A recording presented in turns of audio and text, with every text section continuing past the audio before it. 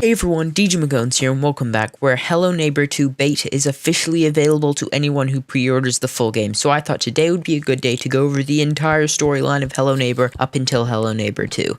This is everything you need to know before you play Hello Neighbor 2. Now I am going to be including the Hello Neighbor book series in this, as it mostly seems to be canon, and keep in mind that this is mainly focusing on the main story of Hello Neighbor that takes place in the 90s. Okay, the story starts when a theme park designer slash engineer moves to a town called Ravenbrooks. His name is Theodore Peterson, and him, his wife Diane, and his two kids Aaron and Mai move into a house on a street called Friendly Court. This all happens in the book Bad Blood. Now the thing about Mr. Theodore Peterson is that he's designed a few rides that have killed people, but for some reason he thinks it's a good idea to continue this job, so of course he designs a roller coaster for the Golden Apple amusement park, and of course a little girl dies on it. Now it wasn't actually his fault, the books don't really explain it, but it seems that someone rigged the ride.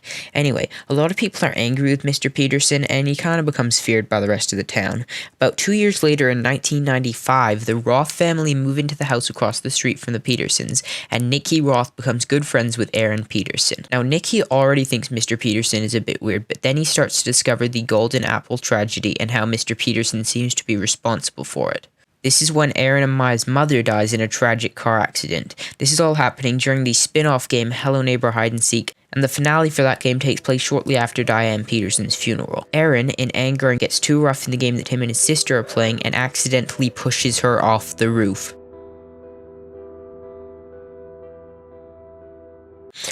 Mr. Peterson locks his son in the basement for one of two reasons. Either he thinks Aaron is a curse and he wants to lock him up, or two, he's trying to protect the last bit of his family. Anyway, Nikki has become increasingly worried about the Peterson family with Diane's death and Aaron and Mai's disappearance, and he decides that he's going to break into Mr. Peterson's basement. This is where the Hello Neighbor game takes place. Nikki manages to get into the basement only to be caught by Mr. Peterson, and this is where Act 1 ends and Act 2 begins. Nikki must escape from Mr. Peterson's house, and at the end of Act 2, he manages it. Now, while Nikki has been gone, a couple of his friends from school decide to break into Mr. Peterson's house to try and find Nikki, and that is the plot of the game Secret Neighbor. When they get into the basement, they find that Nikki's already gone since he escaped in Hello Neighbor Act 2.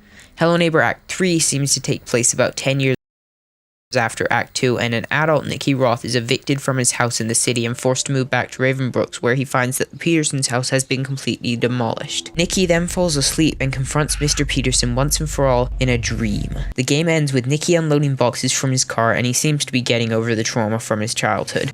So that is pretty much the full Hello Neighbor story up until Hello Neighbor 2. Hello Neighbor 2 seems to be starting a new saga in the Hello Neighbor world as we finish Nikki Roth's story and move on to other things like the mysterious figure that pops up in the games. So I hope you enjoyed this video. If you did, make sure to leave a like and subscribe, and I will see you all next time. Bye!